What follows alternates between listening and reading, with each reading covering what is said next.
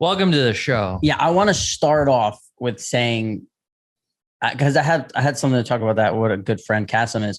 But I felt like first it was important that I say, Kasim got mad at me, kind of like he was unhappy he was annoyed and unhappy with me last week. So here's the story, right? Yeah. Kasim comes, when I was here making fun of his comic books, he's like, there's this one comic book that's out right now and it's just so good, it's head and shoulders above the rest. Okay. I didn't use those words. He said that's exactly what he said. He's like, I really think it's going to be something in the future, like I want you to get ahead of, I want you to be behind be behind the 8 ball on this one. I'm like, what is this guy? So he's like, a lot of phrases. So he's like, here, read it. He gives it to me on like Wednesday, right? On Monday he texts me like, so did you read it yet? I know we're coming in here on Wednesday. I'm like, oh no, I didn't read it yet, So then like, I think whether it was Tuesday or whatever, I'm like, all right, I'm going to read it. And it was good. That's it. But he's like, I got 20 copies of it because I love it so much. I think it's going to be so good, So I'm like, okay.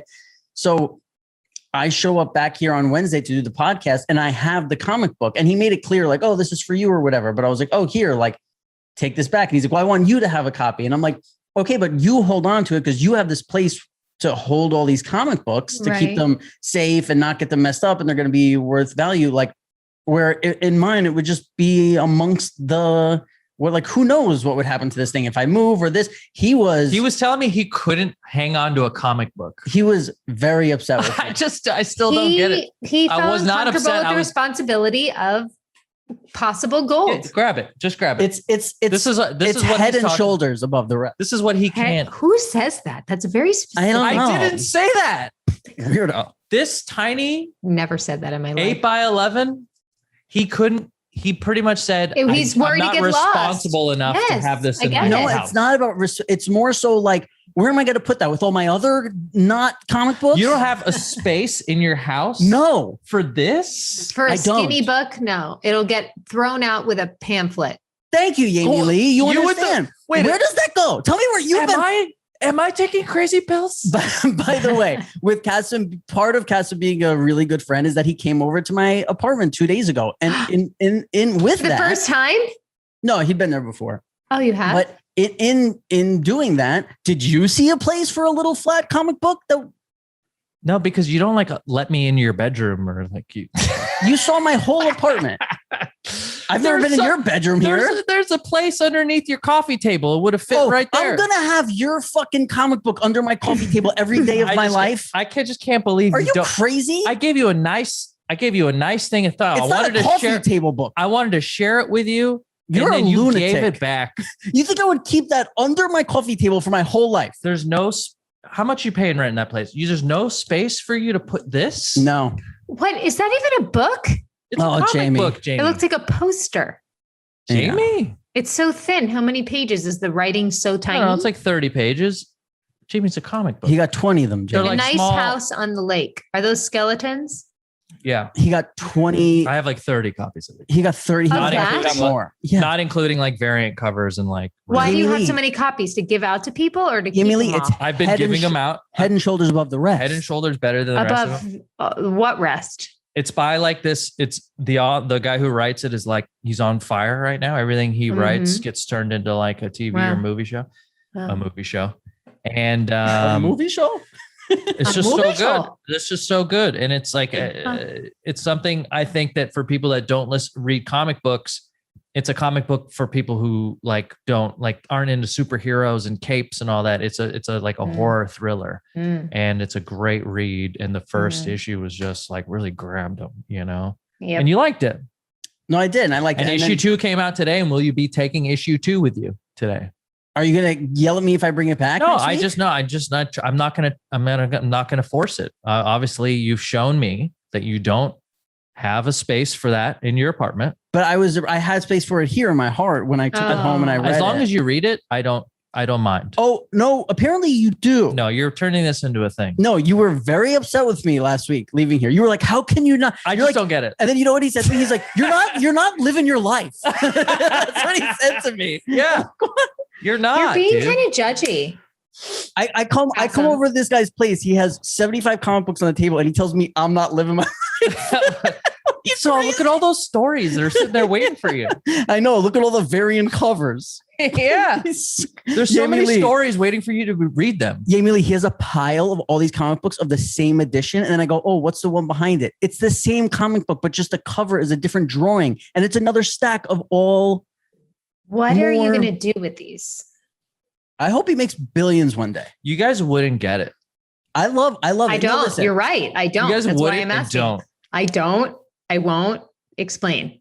I used to think like, because I used to collect comics when I was young, but I just thought of it as like this thing, like there was no motive behind it. Where Cassim explained to me what he's starting to do is like Sweet Tooth just came out on Netflix. And when he hears rumblings of that, he'll go and buy a bunch of copies of Sweet Tooth because he knows the price is going to go up. Well, in my case, I already had it before Sweet Tooth got announced. You know what I mean? So it's like, I'm trying to get ahead because comic books are like super collectible. And so one comic book that's $3.99 could sell for hundreds, if not $1,000 in a few years. That's what we're talking about. That's serious money. You're really an entrepreneur. Yeah, and you know who the person is who buys it for $1,000? It's the same guy who bought it for $3. Uh-huh. Yeah. Mm-hmm. And then one day you're gonna see that copy of that one and be like, "Well, I'm happy I have this. It's worth $1,000. I almost gave this to Rob, and he would have had it on his coffee table, would have spilled something on it, would have been in the garbage." You know what I would do is I would then grade it for you and hand it to you as a present and tell you that now you have $1,000 comic book.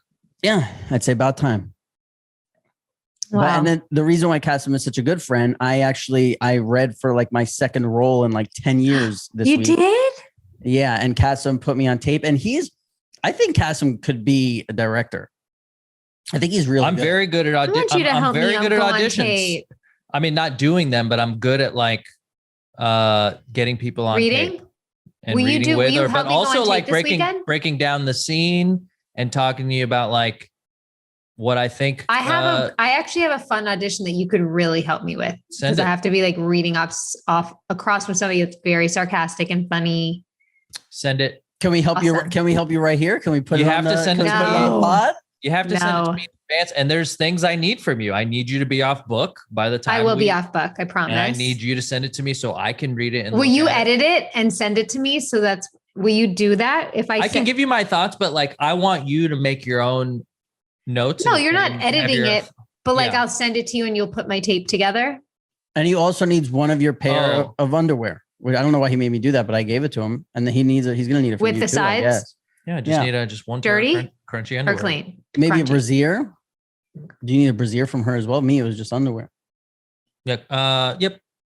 Crunchy underwear and brassiere is fine. So how did it go? How did your tape go? Good. He's great. He's so good. And when you see him do these things, you're like, oh, dude, this guy's he's talented, and he doesn't want to be. You know what I mean? Yeah. Yeah. He doesn't want to be talented. You know what's funny is, so Chasm helped me do something like this once before. Yeah. Saw it once before.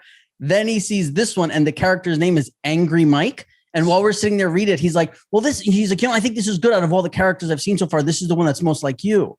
And it's like, you've only seen one other one. Yeah. Yeah. True. Yeah, that's what happened. The other one was less like you. But he was really good, and he made me laugh so hard because the other character in the scene is a gay guy, and he's like, he's reading it for like the third time or whatever, and he's like, is this like the gay friend in the group? And I'm like, yeah, and he's like, that is not me at all. And I was fucking laughing, and then there were times where we fucking I want to make. How many takes do you guys take? How many takes? The first time it's up to him. The first time I did. It's not up to you. No. The first time if it was up to me, we'd do a lot less because I think he nails it, but he likes to do it more. Yeah. The first time we did too many. That time we didn't do a lot. You think we did a lot? No, the first time we did way more for sure. Too insane. But even the last time that we did, I think we could have done like half as much, and you would have still nailed it. Yeah. But like it's part of your process. That's what I also understand and I respect, is that's part of getting to that last take. Yeah. Getting through each one of those. Yeah. So if it was up to me, we would have a rehearsal day where we would just spend maybe all afternoon just doing blocking, props, what you're going to wear. I can't wait. All that stuff. And then we would maybe do a next day, let them sleep on the lines, let the blocking set, next day we would come in and record. Yeah. That's what ideally. Very that's cute. what we would do. This was just like, I even like wrote my manager after and everything. I was like, thanks. I enjoyed myself doing it because it was like comedy and I like added my own shit. And this were like the one I did before. I was like, I didn't feel good doing it. I didn't like. Well, in your defense, one day, I think hopefully we'll be able to talk about what movie it was for. And maybe I think I even said it already. It was a Jordan Peele thing. Okay. Yeah. But like when it comes out, we'll be able to see. What are they going to do? Not give me the role? Yeah. We'll be able to see who like played it. And like, you'll see that it was kind of, it's going to be a great role, but like he had him do like, it was a very, they can't give him the script because all those scripts are locked down, so they had him read another movie script and a scene, and like it was it was fine. We made the most of it, I think, but this one was very straightforward. It was as close to his like actual personality as I think I've seen, or like it could be out of both, just in general. Even stuff I've read is just you. It was like perfectly you. Except this person had a job. Oh, that's right. Yeah. So I think it was great. He did a great job. And if you're looking to cast Rob, just know that you're casting both of us. Ask pajamafans@gmail.com. Askpajamafans@gmail.com. Yeah, but Cassim was great. He's a good friend. He came over with like, because I told him I'd come here, and he's like, no, I'll come there. And he sets up like the camera thing, and he's got a ring light, and he's reading, and he's pacing, and he gets into the character. He's fantastic. He's a little too into one character, but yeah, there was like, great. The bartender was like doing some dance, I like to give Robert's eyes something to look at, Yeah. So it's, so he's, and I feel the like less amount of acting he has to do, the better. Right. And you add this like level of like, you disarm somebody a little bit. So like you get them comfortable, you get them to do their best work because they're just playing. Yeah. I also think the first time we did it, I had never like auditioned in front of a friend before, and I hadn't auditioned for anything in 10 years. So I was like dreading doing this thing. Where now the second time I was like, oh, like totally like, I didn't have to, I just thought about like the work instead of like, oh my God, I'm like putting myself on tape and Casma's coming here. I know. Like some people like bond over shit like that. Where for me, I just feel like it's douchey, like acting. Yeah. Like, mainly auditioning, not acting, but like auditioning for me is just like, oh, this is so fucking. Ugh. Yeah. Yeah. It's always weird doing it in front of someone because it always comes out different than how you were doing it alone. And so, but yeah, I think being comfortable, being disarmed is a great point. I think it's really important to be able to do the best self-tape you can. And that's what I try and do. Jamie-Lynn, we need a Jack update bad. You guys, so tell me where I left off, where he had peed one time. You broke him like a wild Mustang. I literally flipped a switch. Goes to potty next morning, went potty, no problem. Has been so freaking good for me. I cannot even describe to you. He's a different kid. So when he goes home, go ahead. No, you go. Okay. No, every people that haven't seen him in a couple of days or a couple of weeks are like, he's so different right now. Goes to the potty, no problem. Anywhere, anytime.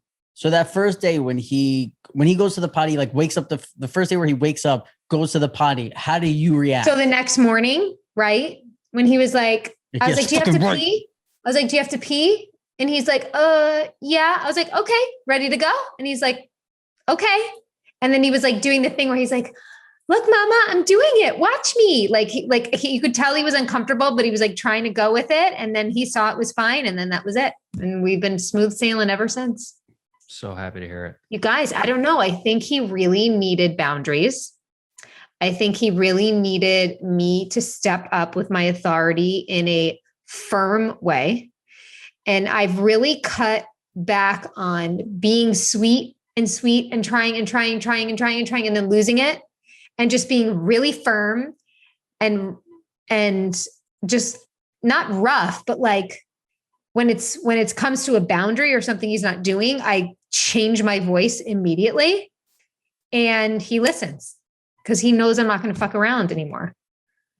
And it's awesome. It's great. Yo, time for another sponsor. This one's from Hello Tushy. One of my favorite things you've ever said was, what was it? Shout out to my 4 p.m. spritz boys. Yeah. I think that's what you said last time we did Hello Tushy. You guys, you've got to give yourself a spritz, midday spritz. Okay. Cause you're walking around, your ass gets a little swampy. It's not as fresh as it was right after you took a shower. Do yourself a favor and give it a little, every day. If I'm home during the afternoon and I've been walking around doing yard work, right? Taking out the trash, so to speak, going on the computer, sitting on my butthole all day, get up around 2, 3, 4, do a midday spritz. And it's probably one of the healthiest things you could do for your butthole. And listen, before I got Hello Tushy, I did think there was something weird about like people who use them. I'd be like, I don't know. Like it was just something keeping me from doing it. After the first time I used it, I was like, I will never not use this again. Like now, if I have to travel, when we travel or something like that, and I don't have that, I feel like I'm in the fucking medieval times or some shit. Yeah. Keep your sweaty crack clean all summer long with the brand new Hello Tushy 3.0 modern bidet attachment. It's stylish, eco-friendly.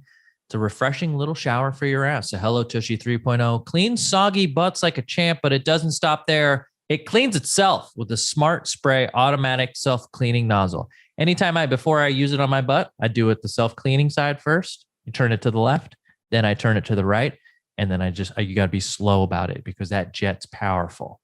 And you could really, if you turn it up too high, now you're playing with it.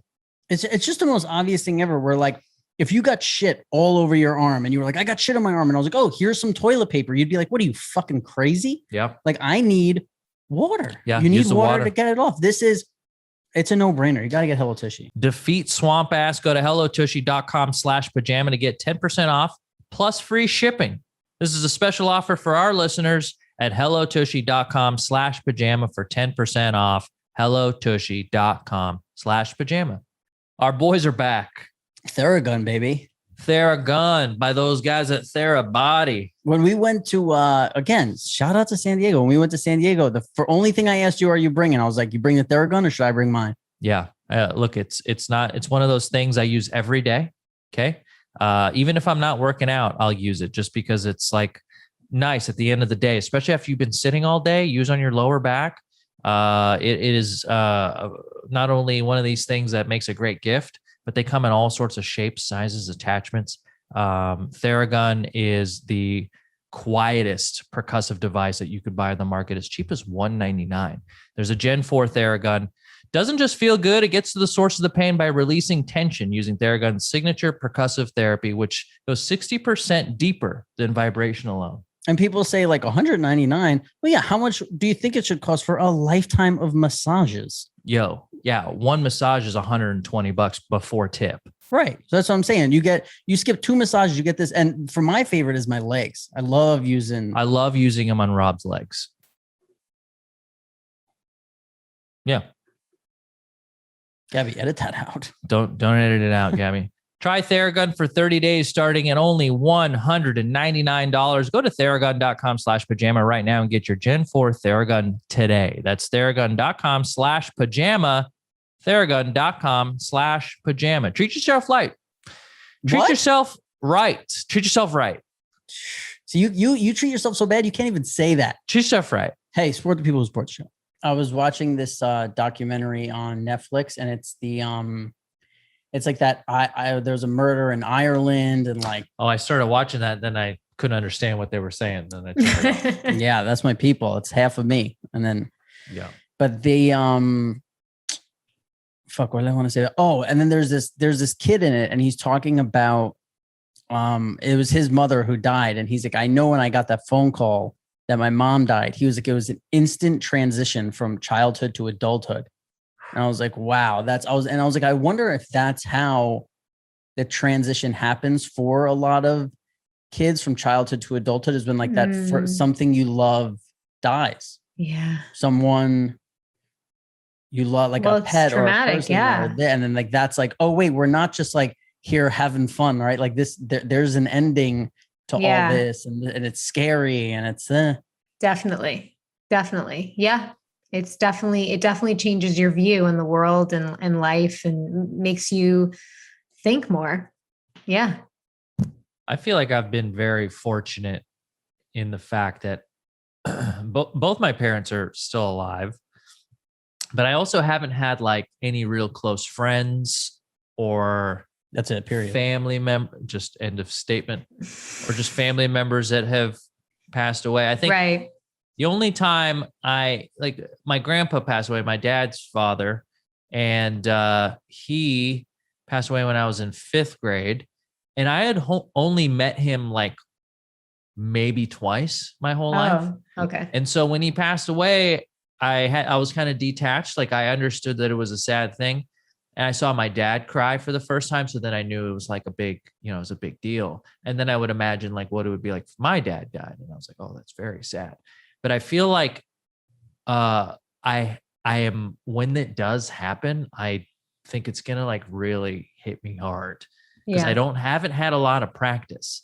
I've only owned one dog and he's still alive, you know? Oh, and wow. So you've really not had to deal with much grief necessarily. No, I've had a couple friends pass away, but like they were more of acquaintances than they were like people friends. You knew.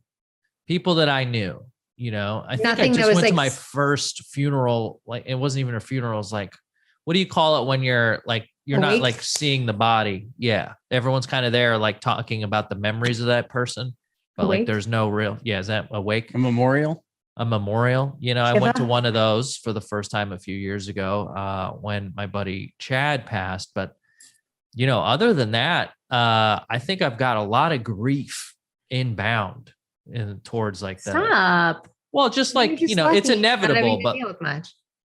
But I'm also in a place where I think I would handle it much better, you know, now than before. But it's weird you say that because so my grandmother passed away when I was young. And then after that, no one died until I was like 28. And right around 28, when I got sober, after that, I had so many people die, like close friends, family, everything. And it was like, it's kind of insane, like how it all happened. And I don't know how the fuck I would have dealt with it when I was doing drugs and drinking and everything. But, you know, it was certainly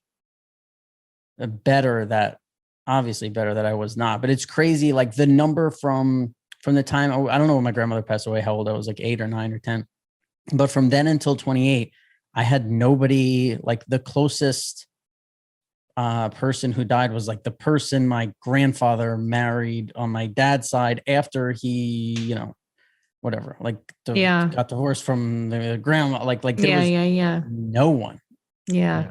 And then it was like boom, boom, boom, like closer and close, like just fucking wild. It's crazy how that happens. So get prepared, babe. Does it get easier with each one, or is each one kind of hit you in its own way? They're all different. Well, they all mean something different to you. So it's just a different piece of your, you know, it's like for me, you know, when either my grandparents passed away, as devastating as it was and as sad as I was, you almost like oddly prepare yourself for like, okay, like grandparents pass away first. Do you know what I mean? Like these are the people that, you know, you could lose. They're older.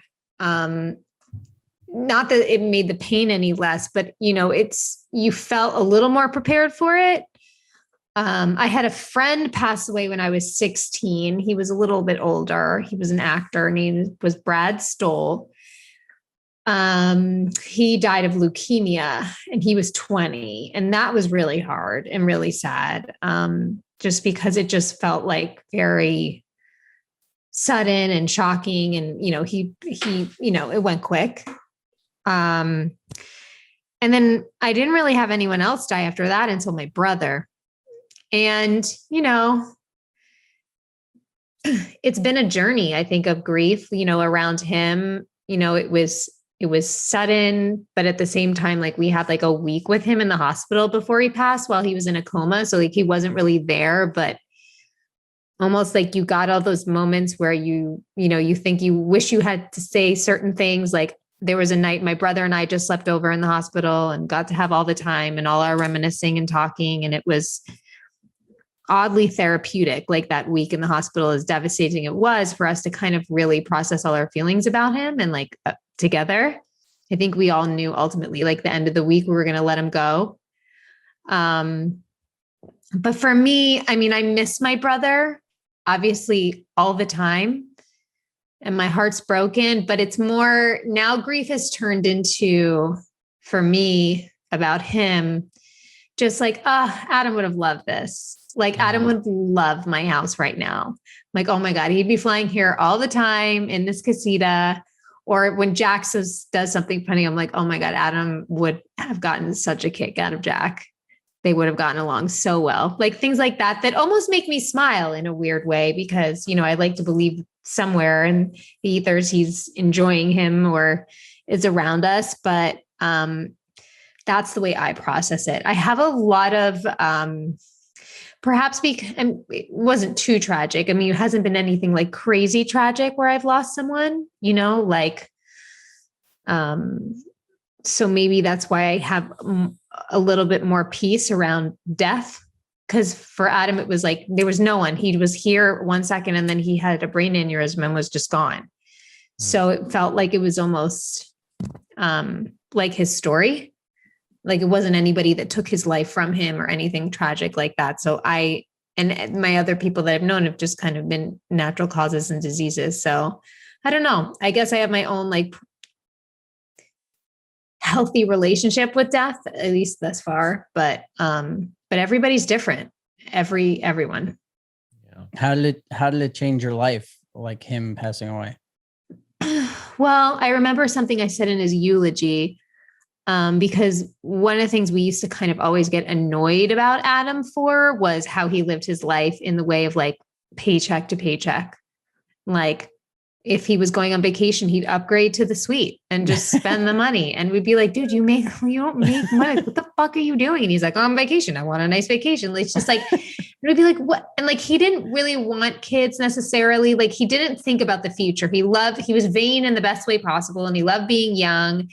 And that's, I guess, why I also had closure. Cause I was like, I don't think he had any real specific dreams to happen later in life. He was 41. Like, I think he was engaged and he loved Danielle with all his heart, but like, I don't think he wanted all the things necessary. He wanted the things she wanted for her, but maybe not for him. Like he loved being Uncle Adam and coming in and out and doing his own thing. And I don't know, for me, that's why I just had peace. Like Adam didn't want to be old. He didn't want the stresses of life. And so anyway, during his eulogy, I said, the way you lived life used to baffle us, but now inspires us, and I think about him all the time, and that he was just like always so in the moment, and could have had 100 million things to worry about and chose not to when he was with his family, and family always came first. And he was just always super present with us and happy to be around us. And I've really tried to, honor that. And I live far away from my family. So when I am with them, I am always like that because I think of him.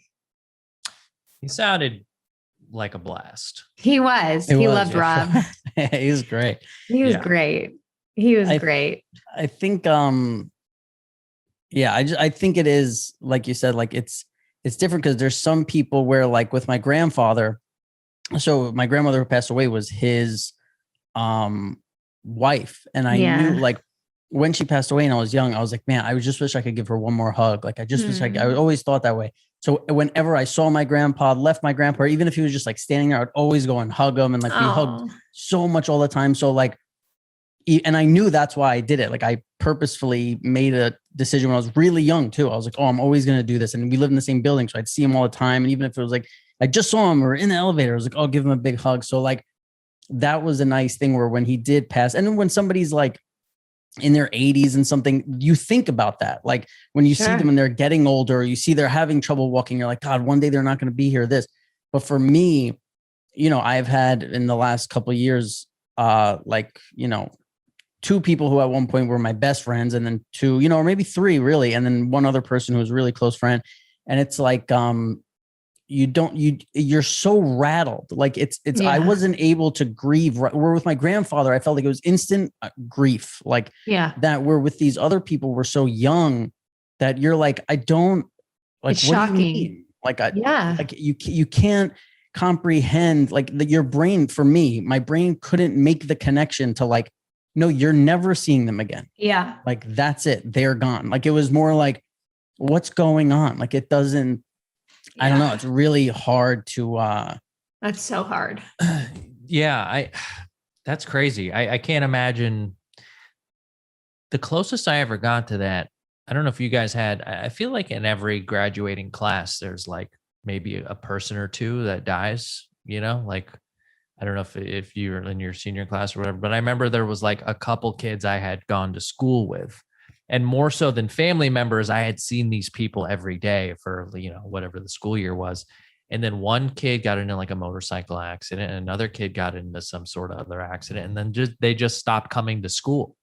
And then you have this weird sort of like, you knew them, but like, I'm just not used to the fact of reconciling that person's, just like you said, is not there anymore. It's not, it's not natural. I remember, and maybe we can move on after this, but I think, I think it's important for me to talk about stuff, because I don't really ever talk about it, but like I had an ex, and Rob knows her, but like she had an uncle who had ALS. And I remember there was a day where she was like, hey, my uncle he has ALS, and he's going to, I don't know what the correct phrase is, but he was going to like end his life, that week. Yeah. Because it was really hard for him to like, he was, and so I met him on like a Wednesday. And we were kind of like recently, we had been dating for a few months, so we weren't, long-term or anything, but we felt like comfortable enough to where I could go support her during this thing. And I walked into this room, and he was on like a medical, one of those like fold up, one of those things. And reclining wheelchair type of thing. Yeah. Like a hospital bed. Oh, okay. Yeah. Sorry. One of those things. I'm a doctor. And he was all there mentally. Like he was even like, oh yeah, we were there. Part.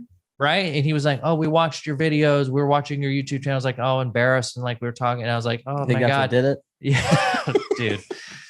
I want to laugh at that. I'm sorry. We need some levity. I get it. Come on. I'm trying to. We need it.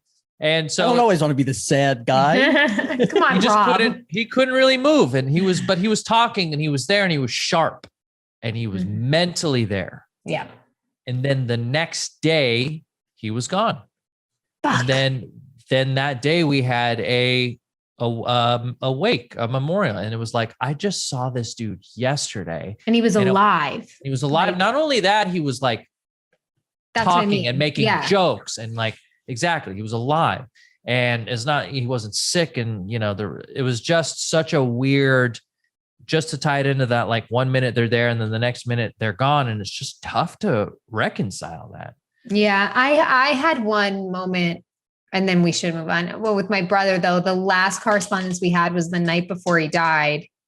He texted me like, will you pick me up from the train? And I was like annoyed and like, didn't write him back. Yeah. And then the next morning he was gone. And I was like, of course, I was like, oh. I just wish I wrote him back and said like, sure, babe, sure. I'd like, love you, those are, so because of that, I write I will never not write someone back. And if I don't, it's because Jack opened my phone while he was on YouTube, like pressed it and then ignored it. Like I will never not write anyone back immediately, to the point where it gives me anxiety if I don't write someone back right away. Yeah. And I see it. Yeah. On that note, there's a lot of emails that we don't get to write back to. Well, I could cheer us up a little, or just a little something different. Half of that documentary I was talking about so it's in Ireland. The other half is in France, and they're speaking French. And I remember I had a debate with this girl one time where we were talking about like what language is the most beautiful, like sounds the most beautiful, this. And I said Italian because I just think it's Italian. And she said French. And I still don't know how people find that language. And I'm sorry for all the French people listening. One of my best friends, Patty, if you're listening, I'm sorry. But I think it sounds horrible. I think it's among the better of the languages. I do think Italian is better. Oh, times. But like, it's as a Middle Eastern guy who grew up and hears Arabic all the time, and that's like a very throat cleary language. Can you give us a little? That's it. It's just a lot of that. Yeah. And he said pajama pants. That language to me, although is beautiful in its history, it's just a very like from here, and it doesn't sound as good as a lot of phlegm. You know, and that's French to me. And Yeah, Italian French is like is very passionate. romantic. It's similar too, but yeah, French is the language of lovers, right? Isn't that what they say? I don't get it, man. It goes right over my fucking head. I hear French and I just hear like annoyed people. Now it's Australian because of Love Island. Oh, Australian's the greatest, but it's not the most beautiful. So good. He's like, right, mate. All right, yeah. I can't do it now. We need to watch the show again. I know. So good. All right, we got an email, babe. Yeah, we got some emails. We got a long one. This one's good though. But also I didn't read all of it, but it's good. This one's from Philip from Long Island. It says, it's gonna scoot up a little bit. Will you fill this frame? As Gabby yells at us when we're not filling. Oh, was that a Philip joke? Fill up the frame. Hey gang, I'm sure I'm not one of your mainstream viewers, as I'm much older than the average. I'm sure, say, Steve Sharippa's age, but I've watched nearly all your podcasts, though I do skip over portions when you talk about things like bathroom habits. For the life of me, I don't know why you do that. Is that a thing? Are people interested in that stuff? Remember when you were asking me about why was I getting uncomfortable with all the fart and butt talk at one time? It's for guys like it's for this guy. Yeah, well, I mean, there's podcasts about whatever he likes to. A couple of things. First, to Jamie-Lynn or Yami, LOL. Yes. What's the genesis of that, by the way? Did I miss something? Meme. My Spanish grandma calls me Yami. Oh, is that why you started calling her that because of that? Yeah, and then there was a woman on Sopranos who would see Jamie and she'd be like, "Oh, my Jamie-Lynn!" Like, and it was just like, and nobody else reacted to it, and I thought it was like the funniest fucking thing ever. And she would like, it was one of those people who enjoyed saying your name all the time too. Yeah. So she'd be like, "Oh, Jamie-Lee will do it." Like, "Oh, did you see what Jamie-Lee was wearing?" And I just always thought. So then there was like a when Jamie Lee Curtis, there was like a fucking skit on Saturday Night Live where she's like Activia and she's like shitting her pants, like shitting her pants and stuff. I would send it to Jamie, but it was just and then it became Jamie Lee, and I just Jamie Lee. And I would sing songs about Jamie Lee. I had songs that were they were great. All right, there you go, Philip.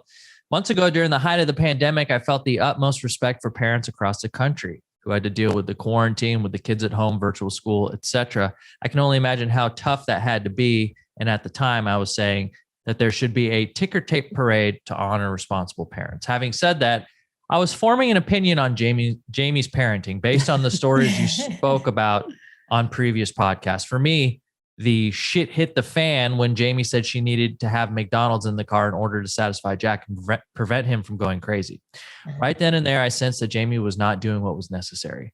This is in all caps. The parent is the boss. You like this email, Cass? See, Jamie, you get only one person's on your team here. Me. This is how you're going to say goodbye to me with this email right now? Yeah. Jamie's got to go early and look what you're doing. But this is exactly what ended give up it to happening. me. Spread it on me. The parent has to take charge and establish rules, and their children must abide by them, lest they be punished. I was saying to myself, Jamie, if you can't control your little boy now, what are you going to do when he's 16? Really? And this doesn't apply to you, but it's sickening when I hear about celebrities announcing to the world that it's okay for children to decide what gender they want to be. No, it's not okay. There's no way more to being a parent than simply providing. There's way more to being a parent than simply providing food and clothing. Amen. So I'm glad you saw a therapist, Jamie, and hopefully that will have a huge positive effect. Again, I have the utmost respect for you because I know how hard it is to be a parent. P.S. So sorry your pilot went kaput. See? Oh, very sweet. What a sweetheart. Regarding Kasim's horrible night, wow, how awful. I know how horrible it is when there's a sound that prevents you from sleeping because I love peace and quiet in general. And your ordeal with the spiders in the middle of the night, I can't imagine. But Cass, after I reacted with a loud OMG, I said to myself, there's his UFOs. LOL. It was fun looking back and seeing JNR's raw reaction to the spider story. Robert, regarding your most recent relationship or any future ones, I think it's unhealthy and disrespectful to discuss every intimate detail on the pod. Even though I'm sure all the listeners, viewers love it. Same goes. Does this guy like the pod? He's watching. Is this a goodbye letter? I got off easy. Same goes for you, Jamie-Lynn. I cringe when you were mentioning seemingly private things about your hubby. A relationship between husband and wife should be sacrosanct. Personal details or relationship shouldn't be broadcast to the world. IMHO. Having said that, this older guy enjoys the podcast. Best wishes, Philip from Long Island. So you don't want us to talk about really personal, intimate shit. What should the podcast be about, Philip? Well, look, I think there's a portion of Phillips out there that aren't used to that sort of thing, right? If Phillips in his 50s, raw, real honesty that we were giving. This is just not stuff people did back in the day. You're right. You're absolutely right. Celebrities. Not even celebrities, people. People didn't share their problems. People didn't share. It was hard. Like people didn't do. Yeah. Look, appreciate it. Because at the bottom of this, he is a listener. Philip is a listener. Yes, and there's things from the pod respect. that he still likes, even though if he skips over portions, like when we talk about poops. Okay. Yeah. I don't know. Whatever, Philip. Well, Philip, I have to literally do an audition right now. He's gonna go fill up the toilet. I like that. Skip over that, Philip. You scumbag. No. I'm just kidding. I like Philip. I'm just, I actually thought, first of all, I always asked the person I was dating if it was okay to share stuff. And if she says it is, why is it not okay to do that? And I actually thought I was holding a lot back, but you were too much for you Philip. were, and you would always say that anyway. Okay. Thanks, Jamie. We'll handle the rest of the pod. Sorry to leave early. No. You guys know. You got a job. I'm going to try and get a job. Treat it like a job. And we're going to have Jack fill in for Cass, I'm holding you too if you're around to read with me before Monday. Man, I'm fucking slammed. But send me the script. I will find time. We'll make it happen. Okay. Bye, I'm guys. so busy though. Bye, Amy-Lee. Bye. See ya. Bye. Time for a sponsor. We interrupt our podcast for one of our few sponsors of this episode, which is HelloFresh.com. I got a HelloFresh. You were pumped. You were cooking away. Yo, you know what my secret was? When they said, "Hey, how many people do you want it for?" It's just me here. Yeah, I know what you did. Yeah. What did I do? You did the same thing I did. I said, I feed a family of 4. That's right. I said, send me the food for 4 people. Yeah, of course. Because I keep it. I make it and I'll have it for dinner or lunch the next day. You know what I mean? And also, by the way, I'm not talking about HelloFresh. I'm just talking about in general. Food for one person is never enough for me. To me, serving sizes are you got to always double up. Yeah. Whatever serving size for 2 people is, that's one meal for me. Okay. With HelloFresh, you get fresh, pre-measured ingredients and mouth-watering seasonal recipes delivered right to your door.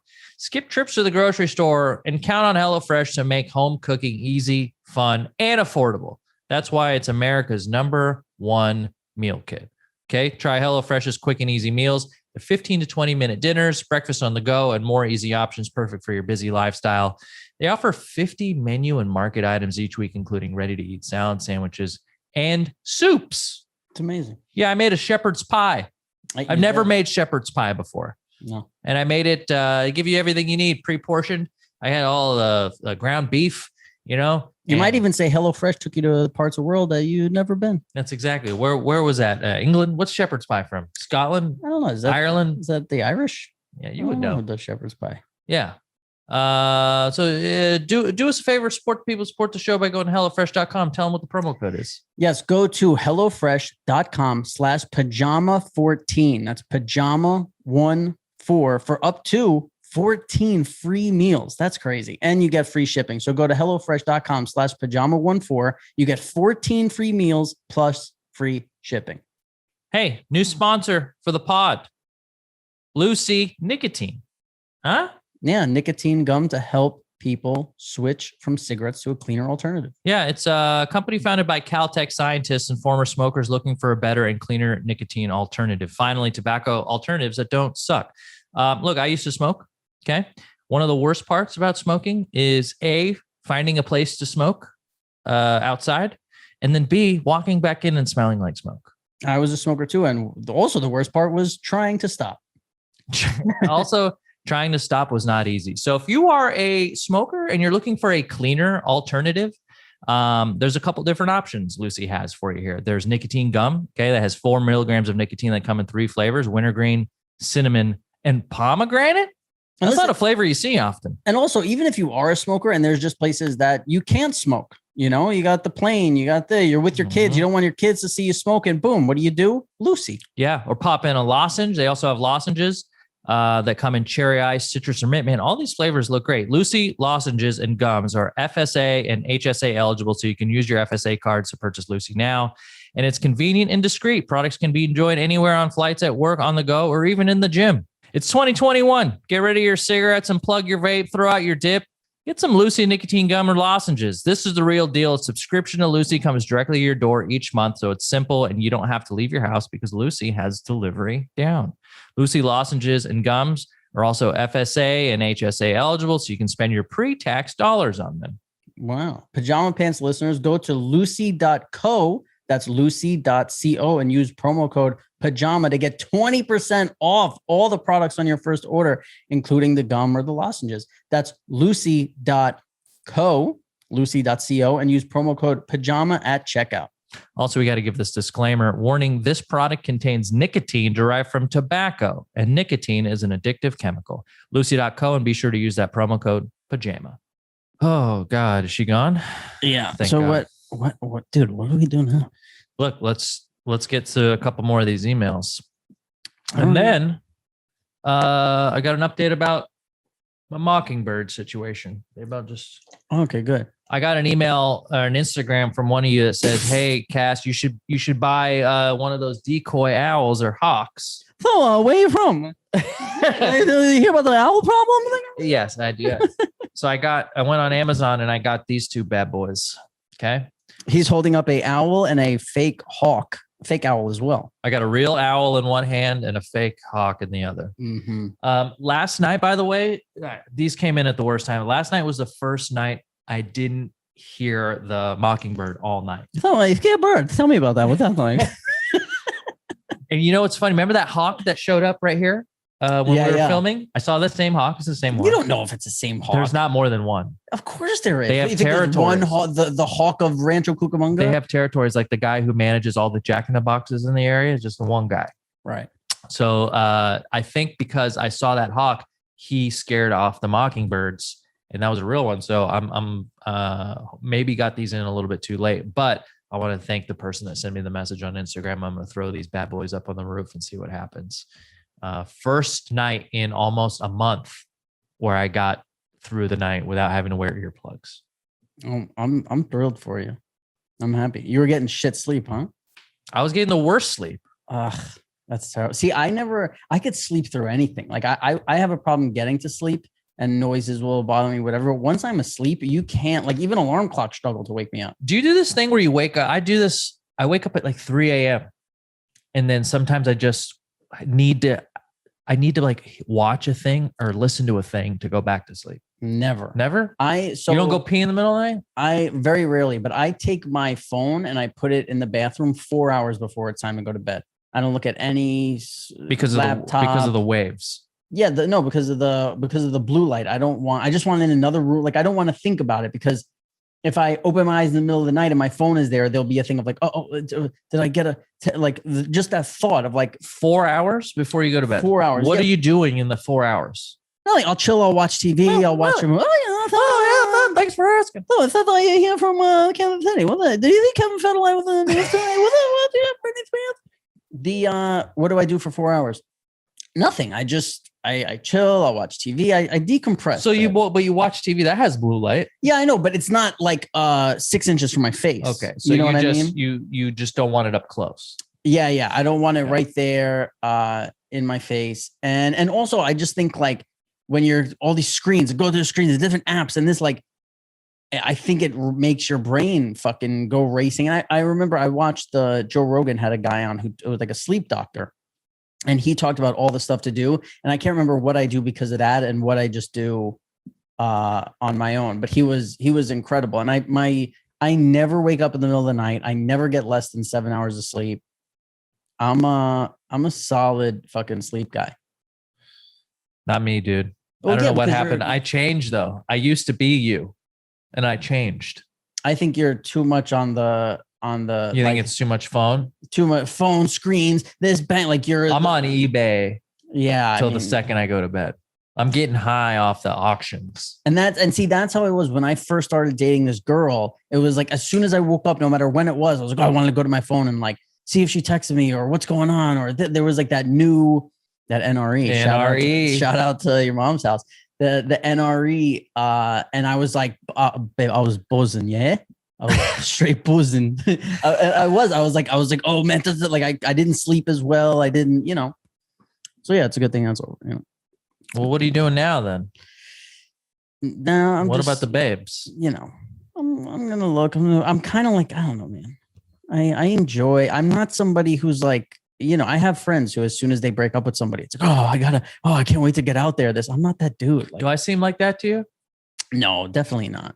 Dude, there's these girls on these fucking apps, and it's like, I hope you enjoy brunch. It's like, what does that tell me about you? Like, it's like, say 3 things about yourself, and one of those 3 things is like, I hope you like brunch. It's like, yeah, they're just telling you they like to get fucked up during the day on a Sunday, right? But it's like, it just bothers me. And as a sober guy, like brunch exited. As soon as I got sober, I stopped brunching. Oh, fuck that. Even when I was as fucked up as could be, I would be sleeping. Like, who's like, oh, let's go fucking mimosas at 10. That's like such a loser thing to me. Oh, sorry to all the brunchers out there. No, when I lived in Venice, I could walk across the street to this like real happening brunch spot, and it had like bottomless mimosas, and to be like jack drunk at like 1 p.m.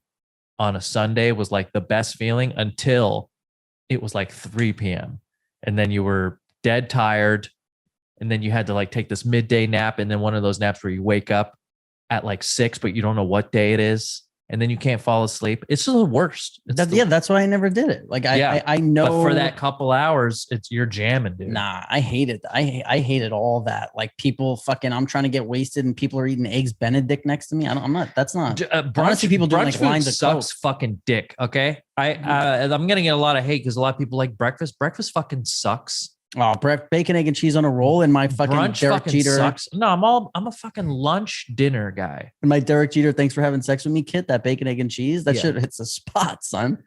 I'm not a fucking egg guy. I think it's one of the most boring foods. And when people put fucking eggs on their burger, I like that. You fucking get one of those like pickled eggs in your ramen. I want to fucking throw up. It's disgusting. I'm not fucking with that, but a nice fucking, I don't, you know what? I don't know. Like if there are not common sense stuff, but like these common topics that people know about, I don't even know. I probably sound like an idiot just there, but, like I know scrambled eggs, everything else to me, I'm like, I have to describe what the egg looks like, like the yellow on top. Yeah. Like, oh, I don't want it hard, like it's like I want it gooey. Yeah. I don't know how people know, like, oh, the worst is, when I'm with it like opens a door when I'm with somebody and they order eggs like a way I've never heard. Yeah. And you're like, whoa, like medium scrambled. Even that is like, what are you talking about, dude? Easy sundown. Yeah. It's like, just be a fucking, I scrambled my whole life. I just ate scrambled eggs. My dad just called them fried eggs. Right. Yeah. But yo, you don't like a fucking egg on a burger? No. Oh my God. Tell me what it does. Because the yolk. What about the yolk? The yolk with the meat, with the cheese, like that combination, that taste, that the texture. Oh man. I'm making some people hungry out there though. I know I'm in the minority on this. So if you're getting angry just because I'm saying this, just know that I know that you are the majority. I don't like the gooey on my meat. I like a gooey thing on like traditional breakfast things. Toast, I will put a fried egg on there. Okay. Mm-hmm. A scrambled egg next to a piece of sausage. Fine. This is what it takes to get you fired up. I'm always trying to get you fired up. It's eggs. Eggs is the least sexy food. What other food when you can cook and it smells like a goddamn fart bomb has gone off in the room? What food? Oh, so sorry, Philip. I'm real upset about that little fortune. I love Philip. Philip, send me direct emails. AskPajamaPants@gmail.com. If you're like look at how long this email was. This guy's a fan. No, I don't think he is. I think he's a curmudgeon. No to eggs, and fuck you for putting it on your burger. You got another email here. You know what I've been doing lately? When I come home and I really have to pee, I've been timing it. I did it once. Dude, how fucking bored are you? I did it once just to be interested. Like, cause I was like, how long is a pee? Like, how long is a long pee? Yeah. You know? And then I did it. What would you think is like oh, I really got to pee. And then you pee. Oh, I know I've peed for over a minute and a half before. That's a good pee. If I hold it, like, especially on a drive home and I come back, but I've never timed it from the start. You know, what'll happen is like 45 seconds in, I go, man, it's been like 45 seconds. Then I'll go 46, 47, and I'll start counting from there. But yeah, because I always have my phone in the bathroom counter. I go, hey Siri, start the stopwatch. And then she starts it. And that's what Steve Jobs had in mind when he made all this. For sure. I got 1 minute and 8 seconds I did 3 pees. That's a long pee. Yeah. Thanks, babe. Think about all the stuff you could be doing, dude. All the stuff we added up all that time. We should be able to have a better system. Are you worried about losing your hair like I am? No, I think I'm worried about like maybe like going gray. I don't know. I don't really think about. I'm not too worried about. You're worried about going gray? Going gray is fine. People love it. Well, I don't want to go all gray. Look, I got gray. I got gray on the side. You have more gray than I do. Yeah. Do you think? Then you have a lot more on the side. Yeah. So that's why it might be okay for me to worry about going gray. Gray is fine. Would you just for men? You know, would you be one of these guys that like had wouldn't. jet black hair, but they're obviously got gray in the beard? I wouldn't, but here's the thing, right? I don't like the fact that I kind of look young. Like I have a younger look, you might say. And with that gray hair, I feel like it just feels creepy. Like, oh, look at this like young looking person with gray hair. It's kind of Michael J. Foxy. Yeah, but you remind me of Michael J. Fox a little bit. One time I had somebody ask me to sign an autograph and I signed it. And then they were like, you're not Michael J. Fox. And I was like, I'm not Michael J. Fox. Yeah.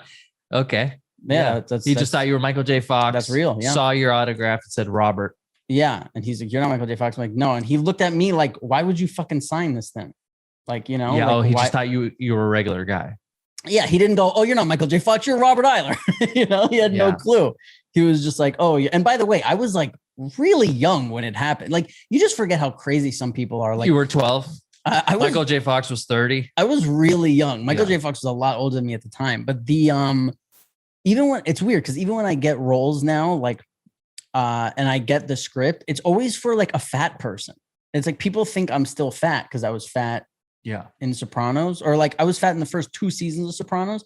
And sometimes I even see people from like who watch the show who recognize me in the street and they're like, oh, you lost weight. I'm like, yeah. For 80% of the show. It's just weird that like some people remember me as being very fat. Do you have a celebrity if they passed away, it would be a devastating loss? How did your brain go to that? We were talking about death earlier. And I was thinking about Michael J. Fox. And I thought if Michael J. Fox were to go, it would be rough. It'd be rough. Back to the Future, one of my all-time favorite movies. Right? You're a celebrity. If you went, I'd be devastated. That's so kind of you. I'd be upset for 2-3 hours. I'm surprised it would even be that long. You know what? Well, I wouldn't leave you this comic book. How am I supposed to leave you anything when I pass away? You leave me all the comic books. And I'm just like, oh, who's to look over my estate? Who will look over my estate? I don't know. You get the fucking owl. Yeah. You get the owl, you get the hawk. Would I be upset? Is there any? Yeah, I mean, there's people whose podcasts I listen to who are celebrities who I'd be upset if but just like from knowing them as like a child or like Robert De Niro. That'd be pretty rough, right? No, I'd be all right with it. Okay. Well, let's clip that, send that to Robert's people. Well, I know on Steve Sciarippa and Michael Imperioli's podcast, Steve Sciarippa says he hates Robert De Niro. Like he knows him in person. He thinks he's an asshole. Jesus. Yeah, man. So, hey, R.I.P. I shook his hand once, Robert De Niro. Oh, our boy Joey Perino fucking loves Robert De Niro. Oh, yeah. How dare you? Joe's listening to this right now. He's cursing you. Yeah. Jeez. Yeah. I think Michael J. Fox. He's putting his hands over his Robert De Niro ears statue, one of the ears of his. Forget it. Right before Michael Jackson died, I remember like a few weeks before, I was like, man, if Michael Jackson ever goes, like that's going to be rough. That's going to be rough. And okay, so what, like that level, is there a person in that level where it would cause like mass sort of like people will take to the streets? It would make the news cycle. People that I would give a shit about. Is there a celebrity on that? Really upset. Is there a celebrity that on that level? Michael Jackson. Farrah Fawcett died that same fucking day. or maybe the day before. No one fucking remembers because Michael just completely overshadowed her. I'm trying to think what's the level of upset I would have to be, like almost not cry? You, but like the world. Oh, there's Peter. Of course, there's who's that people person? like that. Who's that person? I don't know. Is Brad Pitt a guy like that? No, not Brad Pitt. Who's I think like the most? Yeah, Brad Pitt's The Weeknd. Of course. I was hoping you'd say The Weeknd.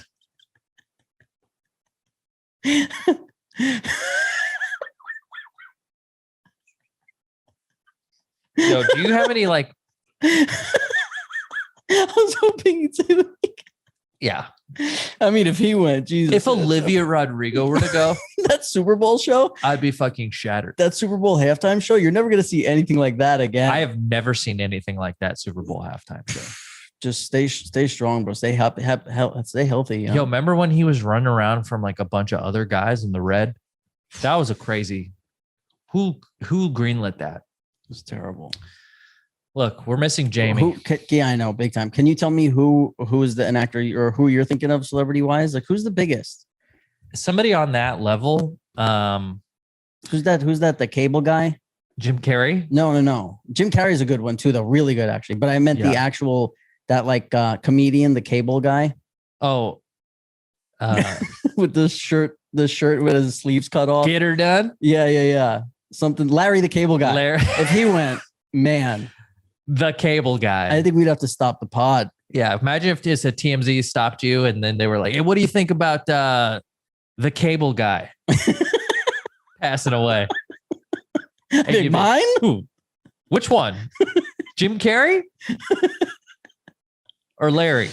Oh, we're losing it here. Fine. It's Jamie Rainison. Where are you, Jamie-Lynn? No, dude, fuck Jamie, dude. She's lost control of her kids. Yeah, fucking poor Gabby's got to pick a clip from this week. It's going to be us talking about death. Yo, dude, remember how Philip said how he wouldn't ever think it's okay to like let a kid decide about their gender, and you totally agreed with that? Can you want to talk about it? Is it okay for a kid to choose his gender? Oh, that's all the time. That's all the time we have today on Pajama Pants. No, we got plenty. Dude, I'm not a doctor. What are you talking about? Do you think let's play devil's advocate here. Let's make the argument. This is neither my or your opinion, but they make it so kids are like under legal guardianship until they're 18, right? For why? What are those reasons? Why? Why you're getting like this on the mic? Yeah. I want to hear it. Okay. Why is that? Because they feel like why can't kids smoke? Why can't kids smoke? Their frontal lobe is not developed yet. How do you like that? Oh, that's great. Boom. So what age does your frontal lobe get hardened? I'm 36, so probably 38. Yeah, I think it's like your early 20s, right? 25, I think maybe. Mm-hmm. So some people that are against, like that take the point of view of Philip here, how could you let somebody who is 13 decide what gender they were going to be and get a surgery? Does that sound like a crazy argument? Listen, I'm a pop star, not a doctor. Okay. Yeah, you're gonna take the political route. No, I'm quoting Drake. You know, that's what he says. Right. I'm a pop star, not a doctor. But I listen. Here's the deal. The truth is, let your kid do whatever the fuck they want. You're fucked up family. I don't give a shit. I'm not a fucking doctor. I don't know. Like, and you know what I think even more so? I would have to know more so like what's going on with kids these days. And all I know is with Jack. And if he wanted to come out and say he's a girl and he would stop hitting Jamie, I'd be all for it. But what if like Jack's like, I want to cut off my penis, and I want a he vagina. Doesn't use it anyway. He's never peeing. Dude, what a loss that would be. Yeah. Please see the older episodes for that reference. What would my no listen? What if he's 3 years old and he wants to cut his penis off? That's insane. No, if he's 10. I don't know how. Do you also do this thing where I can't tell how old fucking kids are? They could be 7 or they could be like 16. I can't tell. Yeah, I don't know how old anyone is. Great. Yeah, that's what you guys tune in for here. This one's from Stephanie. Hey, Pajama Pants gang. I just want to tell you guys how much I enjoy the podcast. Binge watched The Sopranos, North Jersey born and raised, and then ended up stumbling onto your podcast. The three of you are just a delight to listen to. No question here, but I do have to say, though, prior to meeting my fiance, I was on one dating app for about a week. So we asked you guys about your dating app experiences. Success. And this is a burp. I did not enjoy the experience and the feeling of being attracted to someone and then maybe not thinking the same or the person just being plain boring. I was a little insecure, I guess. I'm 5'10", and I thought some guys would find it unattractive. Anyway, ironically, my fiance found me on Facebook, of all the fucking places. I actually hate it, never use it, and probably should just delete it. We had mutual friends, and he decided to add me. I saw the mutual friends, figured and hoped he wasn't a weirdo, serial killer, or actually some guy from a weird country who needed citizenship using a fake photo. My friend told me he was nice, and almost 4 years later, here we are. Facebook can kiss my ass, but I guess it was good for something. Love you guys. Thanks for making me think and laugh. Makes me feel like I'm hanging with some old friends, Stephanie. Yeah, I've heard that actually. Facebook is good in that it's so many people use it that you can kind of quickly vet people, right? You can see, oh, this person is friends with this person. So there's less of a chance of that person being a real catfish. And I'm glad that worked out for you, Stephanie. I seem to think, do you think this happens, right? Do you think people get married to people get married to like high school sweethearts or when they're like in their early 20s and they're still married today, but like they are kind of still married because of the story and like they probably shouldn't be together?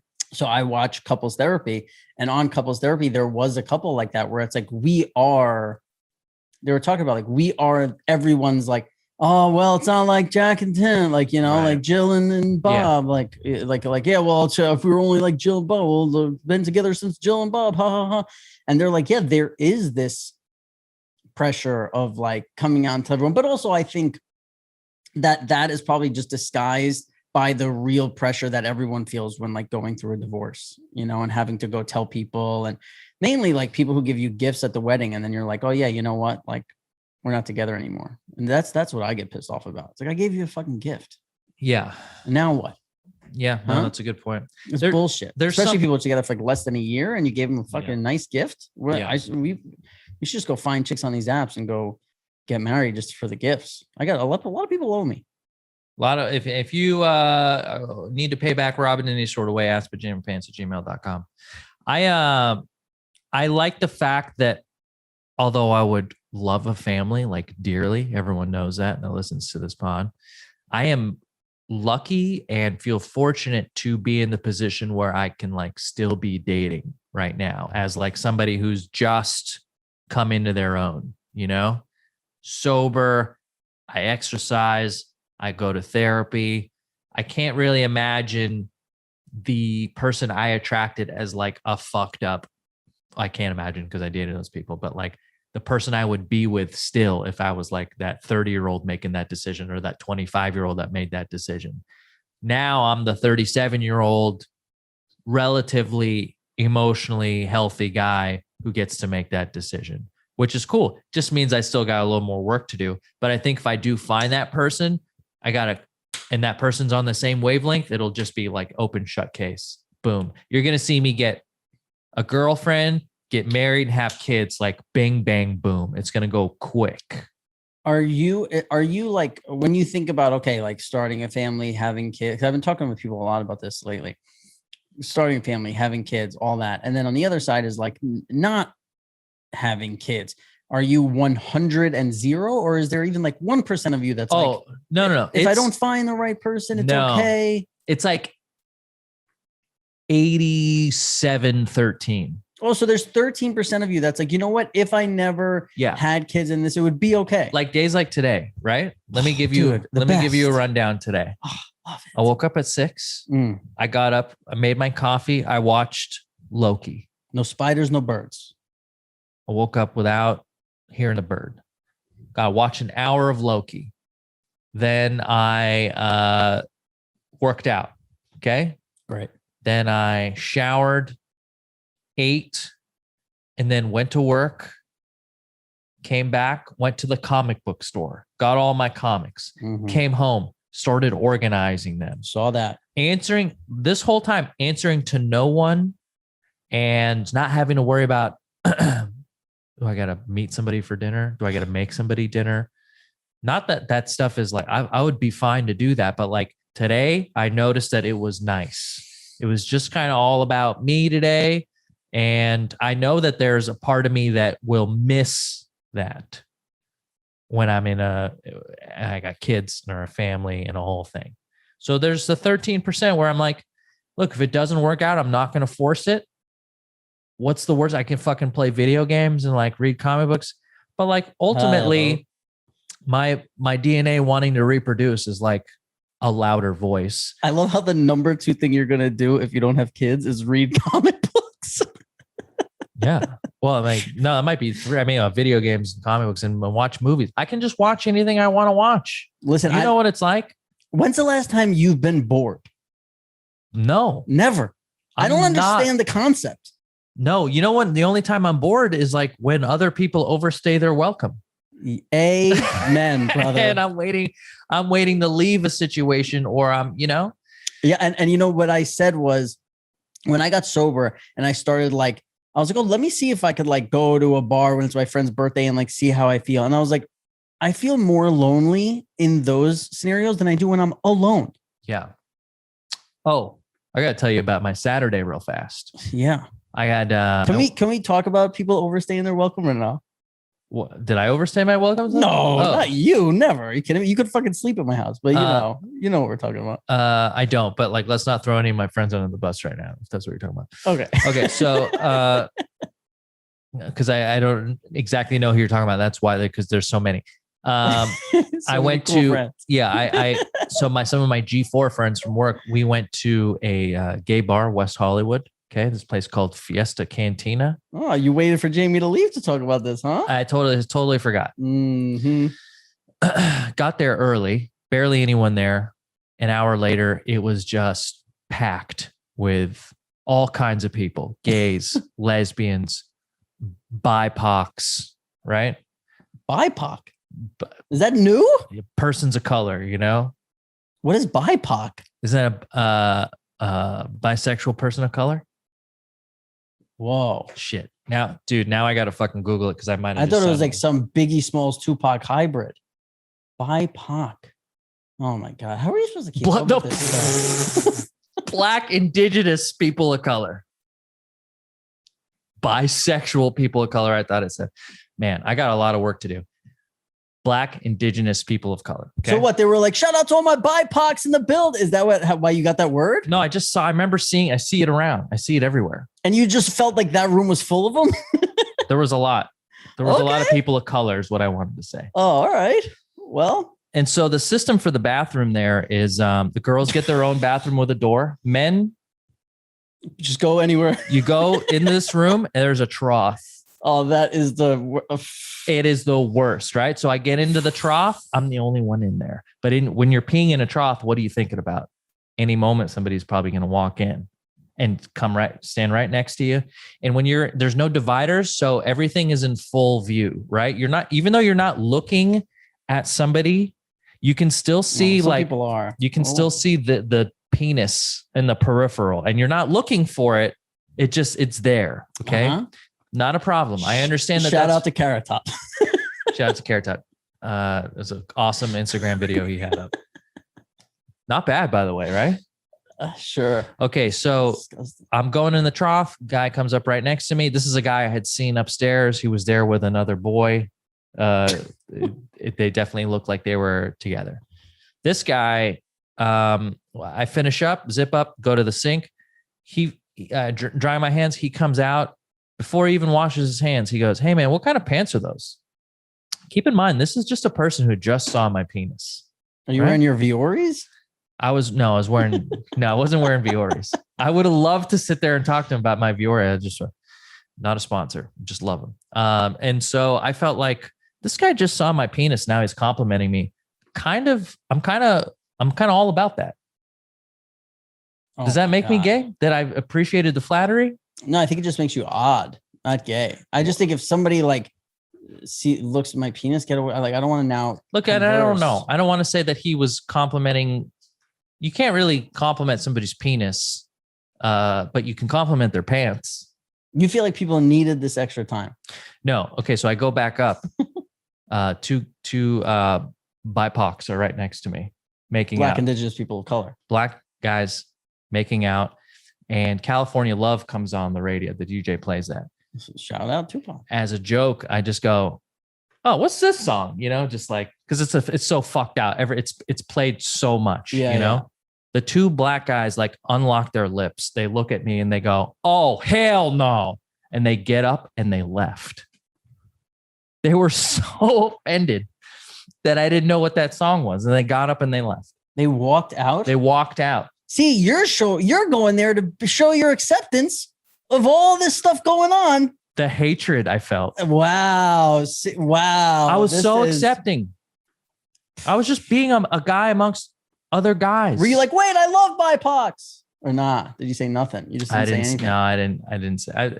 I think I was with my friend who she's black, and she looked at me. She's like, I don't know about this guy. She's pointing at Cass. Like, I don't know what, she was like throwing me under the bus as a joke too. The new gay is like not knowing California Love, right? Because 10 years ago, I just thought it was funny. I just thought of course everyone's heard the song, and it was just a joke. It was like a stupid, lame joke, So that shows you that, not everyone is accepting as you would hope they would be. Just a straight guy trying to make a joke. And that means we're an hour and 12 minutes. Yeah, I think they get it. You don't like that? Well, I loved it. I love all this. I said I'll go fucking rogue on you, but I find it hard to believe that. I feel like, for me, I feel like when Jamie goes, a good amount of people do as well, because and I think that's true about any of us. I think there's something about the three of us together it's a secret sauce. It's nice. I enjoy it. Okay. I enjoy being with you too. I just don't know if other people. Sometimes I enjoy just being with you the most, babe. But I don't know if people feel the same. Yeah, and you laughed. Not feeling you. Me and you laughed in San Diego. So fucking. I mean, it was just a 7-day trip of laughing. I look back on those days sometimes. I go, that was nice. Yeah, I was really on. We were both on. We were both on. I think I talked about it on here before. I made a joke to you at one point on that trip that there's probably 3 people in the world I would say that in front of, where I'm not sure. Is when you said the N-word? No, I would never. Where I'd say that in front of anybody. No, I feel like they would maybe not speak to me again, or not know if I was like, they'd be like, what? Or like whatever. And I didn't even think. I don't remember what it was. I'll tell it to you after this, because it would I'd get shot on the way. Tune into my pod, which we'll talk about it. Yeah, it was gnarly. And it was it was. Well, we got to go back to San Diego. Yeah, it was we had a real good time. And again, like this is something that I think I could tell people I've been friends with for 10 years. And I think they would have looked at me differently, because it was so crazy. Yeah. And there's probably, best friend, like Rex, couple other people who I could say this to. And there's people who I love so much, who I just couldn't say this in front of them, because it was just so fucking crazy. Well, I'm looking forward to hearing what it was. And that's what I love about hanging out with you. There's no filter ever. Like, why would there, what could I possibly say that like would change the way, or like either one of us could say that we changed the way that like, there's not much. I don't think there's anything where it's like, if we knew it was in as a joke. Yeah. Yeah. Like there's just no boundaries, and that's the best. Yeah. This is Rob, and I'm Cass, and this has been Pajama Pants. I'm sorry to all the BIPOCs out there. I apologize. I got that acronym wrong. Black, Indigenous people of color. You're going to have to pay for what you've done. I'm sorry. And I promise to do better in the future. Please send us emails at askpajamapants@gmail.com. We got a subreddit, r/Pajama Pants Podcast. We're on Instagram, Pajama Pants Podcast. Rob's off the grid. Do not try and contact him. And I am on Instagram and Twitter. And that's it. That's the episode. Okay. Yeah. We miss you, Jamie-Lynn. That's nope. Remember? Nope. When she was. Okay.